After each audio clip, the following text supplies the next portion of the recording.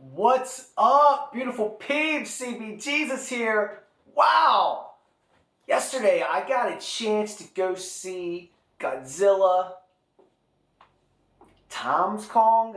I don't know what we're supposed to call this new Empire movie, but what's fantastic is the movie is really good. I was pretty impressed with it. The storyline continues.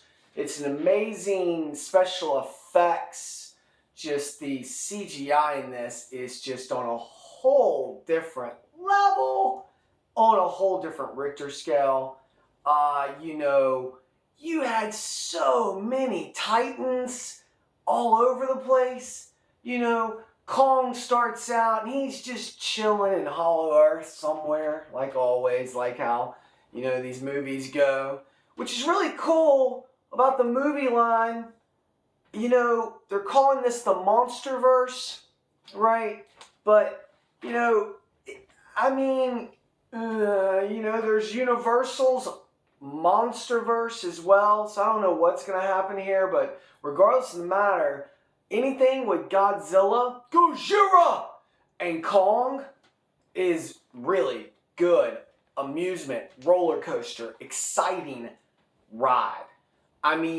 You're flying in jet-propelled, freaking amazing, these crazy technology helicopter jets that where you go into, you have to go down into Hollow Earth, and it's amazing. And Brian Tyree Henry's character, man, he shits a big one. Let me tell you, he fucking loses it, baby.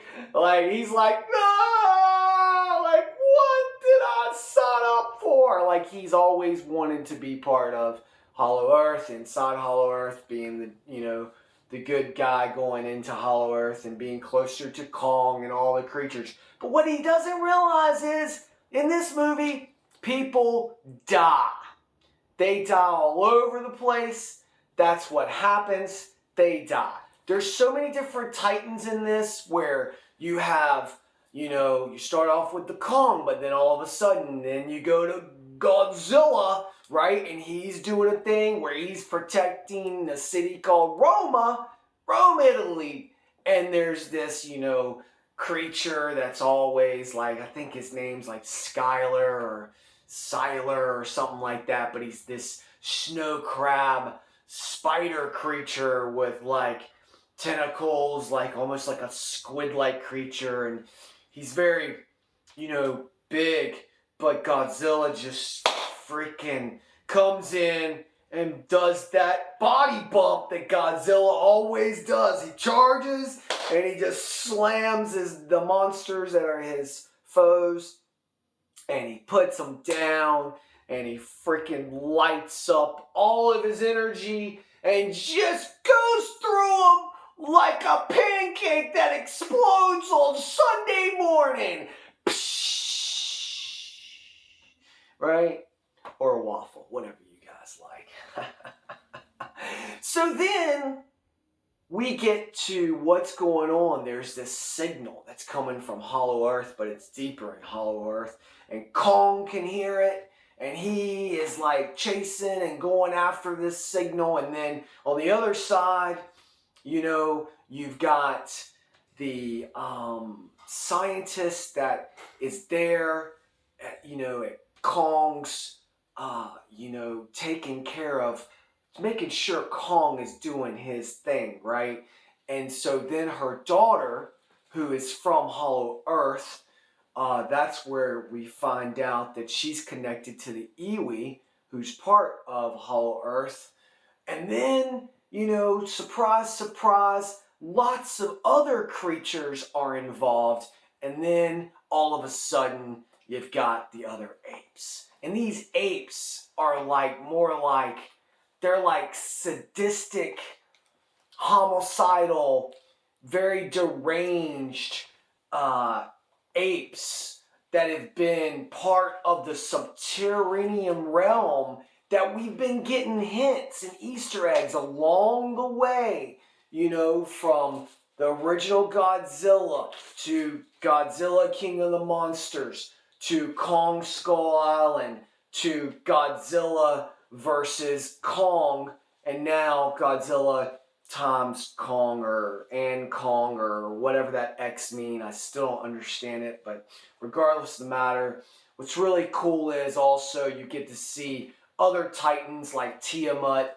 Godzilla is on a mission, and so he knows that there's danger. So he is heading to Hollow Earth, but before he gets to Hollow Earth, he has these different obstacles that he's got to go up against, and one of the ones is Tiamat, which is actually another destroyer because he's evil, and he is one of Godzilla's foes, where you see Tiamat and Godzilla in other comics and other worlds. And also when I was growing up, Tiamat was there. He lives in the Arctic. He's very, he gets solar winds and nuclear energy that way, and he builds a lair. And that is what Godzilla needs, because Godzilla is looking to evolve from the blue on the back that he gets from the nuclear energy and the radiation, all that stuff. That's why in the trailers, he's pink. He's like a purple fuchsia pink color, right? And that's what happens in this movie. He evolves. And he's doing it because he knows that he's preparing for something that's bigger than him. And it's bigger than Kong. And they have to get together, because what's happened is this motherfucker called Scar King is just evil. And he has all these other apes that aren't sadistic. They're like slaves.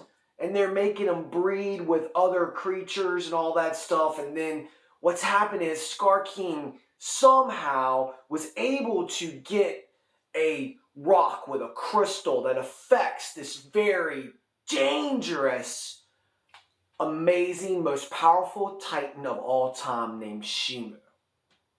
Okay? And Shimo is that means frost in Japanese, And so Shimo, what happens is she's got a nuclear power, but it's more of a majestic power where everything that comes out of her, she freezes everything in her wake. Everything. It's truly amazing what happens when Shimo blows her.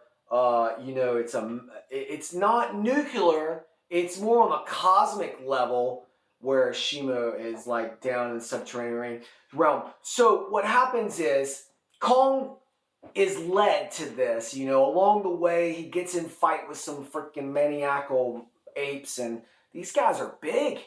They're not as big as Kong, but they're pretty big. And they're all distorted looking, and they're just crazy eyes and all that stuff in their, faces. And when he fights them, he meets this little ape named Suku. And Suku is to compare to Kong, he looks like a baby. But he's upright. But in real life, to us humans, he's still 45 feet tall. He's 4.5 stories. Kong is 6 times that, so he looks tiny, and Kong, and then all of a sudden, the elders come in, and they try to beat down Kong, and he takes Zuko, and he's spinning Zuko around and whipping their ass with Zuko, so Zuko is whoa, what the hell? And then Zuko is whoa, I don't know if I should trust this big guy, right? But Kong is gentle, and so they become a little bit closer after Kong gets almost drowned because Zuko's trying to betray Kong. That's the whole gist of it in this aspect of the movie, right? So he leads them to a water, and he's oh, the apes are over there underneath this waterfall. You gotta go this way. And Kong smells things that aren't right. And he knows that it could be a trap, so he's kind of prepared. But I can't remember the creature's name, but it's a serpent-like freaking amazing dragon that comes from the water. He's like a sea dragon. And he is evil. He's not Tiamat. Tiamat